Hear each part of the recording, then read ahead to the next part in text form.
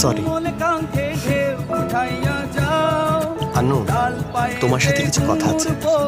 কোন বিষয়ে? কাল রাতে আমার ঘুম হয়নি, উল্টাপাল্টা বললে কিছু মনে করো না। এখন বলবে নাকি? একটু চুপ করো, কোনো কথা বলো না। আনু, আই লাভ ইউ।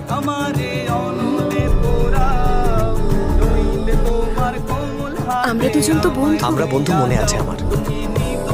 ট্রেনে তুমি রেগে গিয়েছিলে, তারপরও তো বন্ধু হয়েছে। এতদিন ধরে এক বাসায় আছি, এখন কি প্রেম হতে পারে না?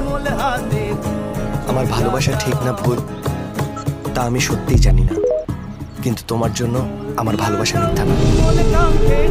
তুমি এত মিষ্টি একটা মেয়ে, যে কেউ তোমাকে পছন্দ করবে। এই দুনিয়াতে হাজার কোটি মানুষ, এর মধ্যে কিছু মানুষকে চেনো আর কিছু মানুষ কাছে।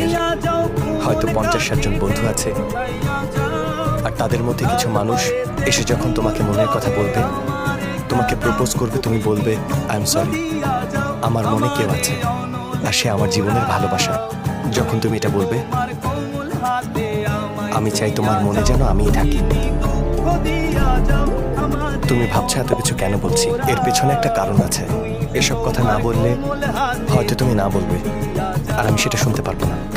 এখন তোমাকে একটা প্রশ্ন করব,